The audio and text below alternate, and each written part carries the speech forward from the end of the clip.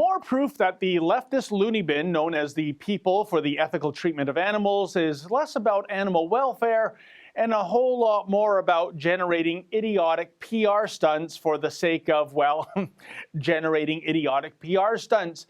Case in point, PETA has taken exception to the name of a tiny Tasmanian community called Eggs and Bacon Bay. PETA wants the name of this place changed from Eggs and Bacon Bay to Apple and Cherry Bay. The reason? Well, such a whiz-bang rebranding will supposedly promote a healthier vegan diet amongst residents.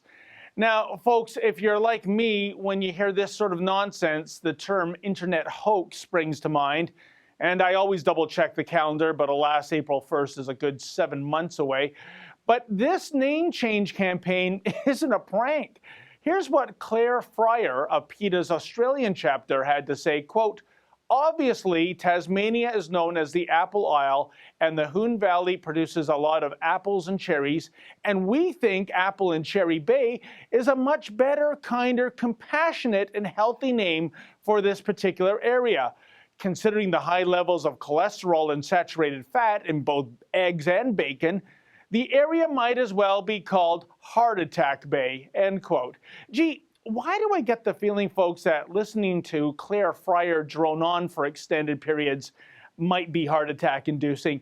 Anyway, PETA has written to the local council requesting the name change, and incredibly, the mayor says he's actually willing to consider the idea. Really, Mayor?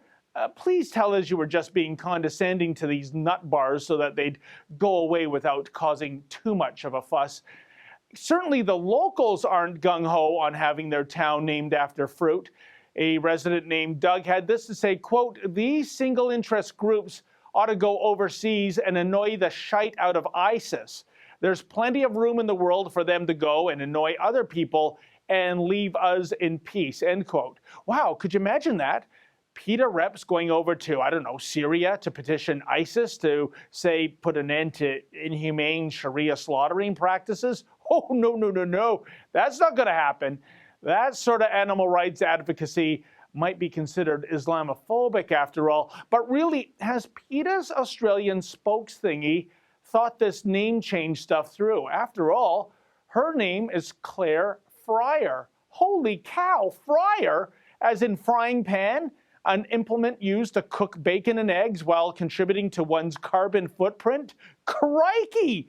So how about this as a compromise? As soon as Miss Fryer legally changes her name to, I don't know, Rainbow Sprout or Precious Snowflake, then maybe the residents of Eggs and Bacon Bay can seriously think about rebranding their community. In the meantime, could you pass the butter, please? For the Rebel.media, I'm David the Menzoid Menzies. Thanks for watching. Click here to never miss a Rebel update. Want even more of the Rebel? Well, click here to become a premium member.